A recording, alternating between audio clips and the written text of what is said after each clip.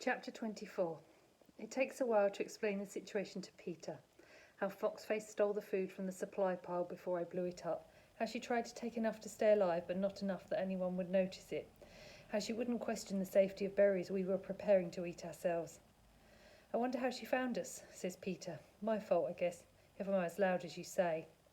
We're about as hard to follow as a herd of cattle, but I tried to be kind. And she's very clever, Peter. Well, she was. Until you outfoxed her. Not on purpose. Doesn't seem fair somehow. I mean, we would have both been dead too if she hadn't eaten the berries first. He checks himself. No, of course we wouldn't. You recognised them, didn't you? I give a nod. We call them Nightlock. Even the name sounds deadly, he says. I'm sorry, Katniss. I really thought they were the same ones you gathered. Don't apologise.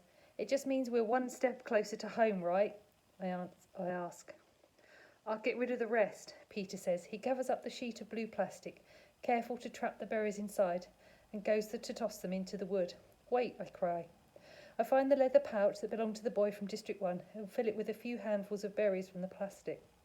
If they filled Foxface, maybe they can fool Cato as well. If he's chasing us or something, we can act like we accidentally dropped the pouch, and if he eats them...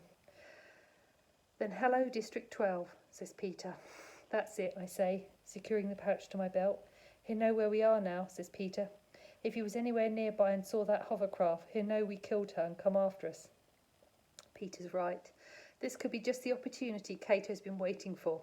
But even if we run now, there's the meat to cook and our fire will be another sign of our whereabouts. Let's make a fire, right now. I began to gather branches and brush. Are you ready to face him? Peter asks. I'm ready to eat. Better to cook our food while we have the chance. If we know we're here, he knows. But he also knows there's two of us and probably assumes we were hunting Foxface. That means you're recovered, and the fire means we're not hiding. We're inviting him here. Would you show up? I ask. Maybe not, he says. Peter's a whiz with fires, coaxing a blaze out of the damp wood. In no time I have the rabbits and squirrel roasting, the roots wrapped in leaves, baking in the coals. We take turns gathering greens and keeping a careful watch for Cato. But as I anticipated, he doesn't make an appearance. When the food's cooked, I pack most of it up, leaving us each a rabbit's leg to eat as we walk. I want to move higher into the woods, climb a good tree and make camp for the night. But Peter resists. I can't climb like you, Katniss, especially with my leg, and I don't think I could ever fall asleep 15 metres above the ground. It's not safe to stay in the open, Peter, I say. Can't we go back to the cave, he asks. It's near water and easy to defend. I sigh. Several more hours of walking, or should I say crashing through the woods to reach an area. We'll just have to leave in the morning to hunt. But Peter doesn't ask for much. He's followed my instructions all day, and I'm sure if things were reversed, he wouldn't make me spend the night in a tree. It dawns on me that I haven't been very nice to Peter today, nagging him about how loud he was, screaming at him over disappearing. The playful romance we had sustained in the cave has disappeared out in the open, under the hot sun, with the threat of Cato looming over us. Haymitch has probably just about had it with me. And as for the audience, I reach up and give him a kiss. Sure, let's go back to the cave. He looks pleased and relieved. Well, that was easy. I work my arrow out of the oak, careful not to damage the shaft. These arrows are food, safety, and life itself. We toss a load more wood on the fire. It should be sending off smoke for a few more hours, although I doubt Cato assumes anything at this point. When we reach the stream, I see the water has dropped considerably and moves at its old leisurely pace. So I suggest we walk back in it. Peter's happy to oblige, and since he's a lot quieter in water than on land, it's a doubly good idea. It's a long walk back to the cave, though, even going downwards, even with the rabbit to give us a boost. We're both exhausted by our hike today, and still way too underfed. I keep my bow loaded, both for Cato and any fish I might see, but the stream seems strangely empty of creatures. By the time we reach our destination, our feet are dragging and the sun sits low on the horizon. We fill up our water bottles and climb the little slope to our den. It's not much, but out here in the wilderness, it's the closest thing we have to a home. It will be warmer than a tree too, because it provides some shelter from the wind that has begun to blow steadily in from the west. I set a good dinner out, but halfway through Peter begins to nod off. After the days of inactivity, the hunt has taken its toll. I order him into the sleeping bag and set aside the rest of his food for when he wakes. He drops off immediately. I pull the sleeping bag up to his chin and kiss his forehead, not for the audience, but for me, because I'm so grateful that he's still here, not dead by the stream as I'd thought. So glad that I don't have to face Cato alone. Brutal, bloody Cato, who can snap a neck with a twist of his arm, who had the power to overcome Thresh, who's had it out for me since the beginning. He probably has had a special hatred for me ever since I outscored him in training. A boy like Peter would simply shrug that off, but I have a feeling it drove Cato to distraction, which is not that hard. I think of his ridiculous reaction to finding the supplies blown up. The others were upset, of course, but he was completely unhinged. I wonder now if Cato might not be entirely sane.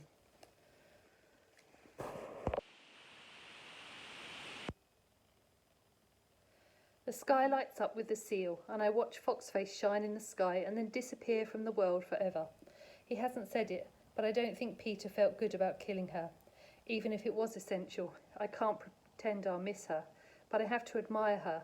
My guess is if they had given us some sort of test, she would have been the smartest of all the tributes. If in fact we had been setting a trap for her, I bet she'd have sensed it and avoided the berries. It was Peter's own ignorance that brought her down. I've spent so much time making sure I don't underestimate my opponents that I've forgotten it's just as dangerous to overestimate them as well. That brings me back to Cato. But while I think I had a sense of Foxface, who she was and how she operated, he's a little more slippery, powerful, well-trained, but smart? I don't know. Not like she was, and utterly lacking in the control Foxface demonstrated. I believe Cato could easily lose his judgment in a fit of temper. Not that I can feel superior on that point. I think at the moment I sent the arrow flying into the apple of the pig's mouth when I was so enraged. Maybe I do understand Cato better than I think. Despite the fatigue in my body, my mind's alert, so I let Peter sleep long past our usual switch. In fact, a soft grey day has begun when I shake his shoulder. He looks out, almost in alarm. I slept the whole night. That's not fair, Katniss. You should have woken me. I stretch and burrow down in the bag. I'll sleep now. Wake me if anything interesting happens. Apparently nothing does, because when I open my eyes, bright hot afternoon light gleams through the rocks.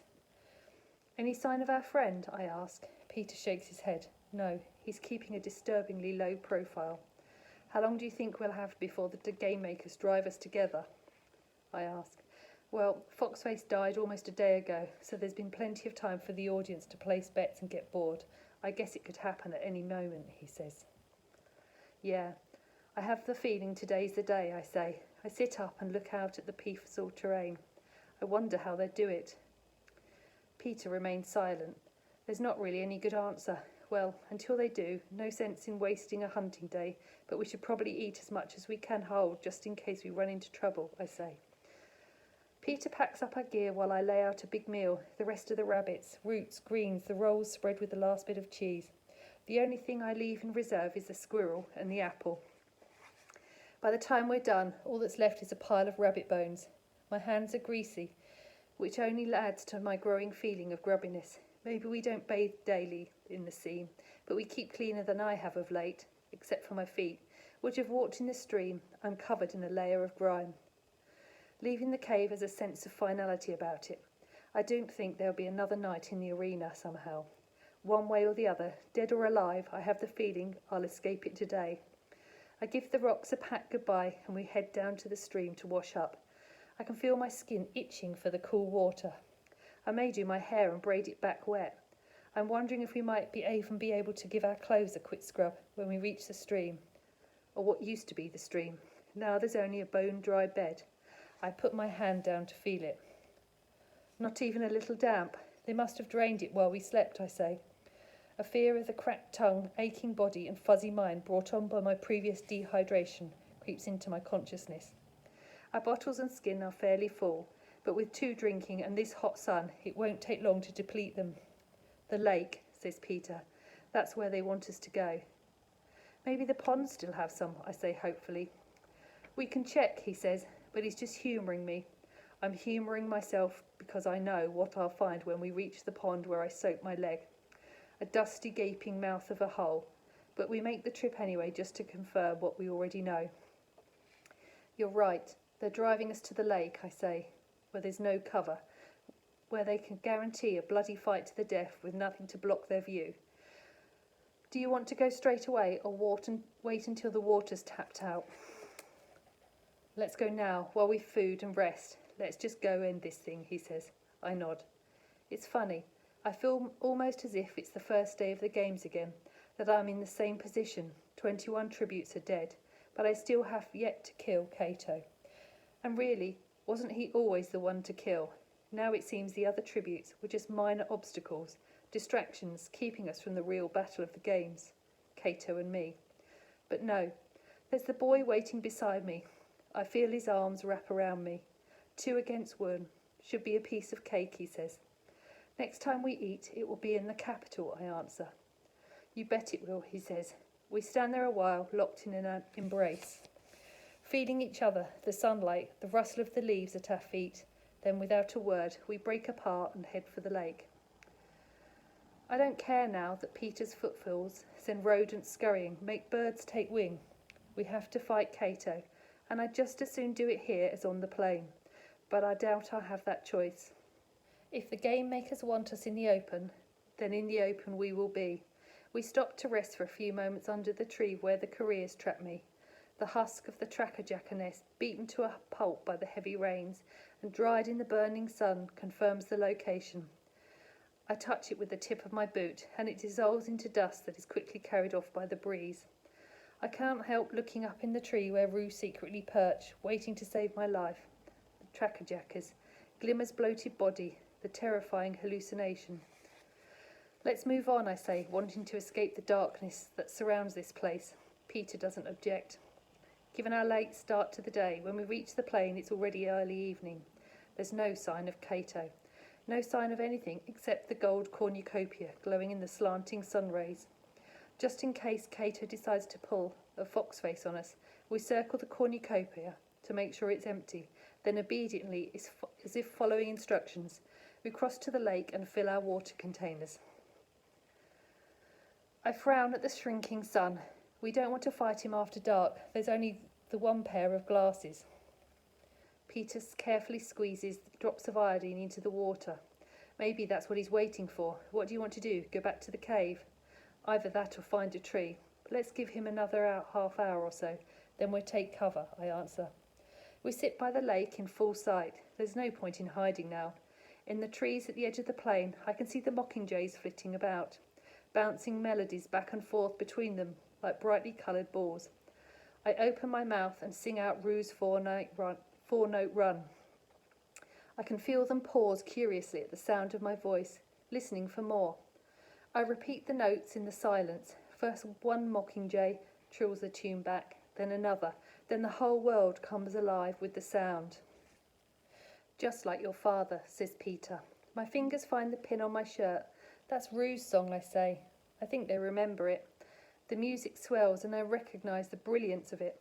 As the notes overlap, they complement one another, forming a lovely, unearthly harmony. It was this sound then, thanks to Rue, that sent the orchard workers of District 11 home each night.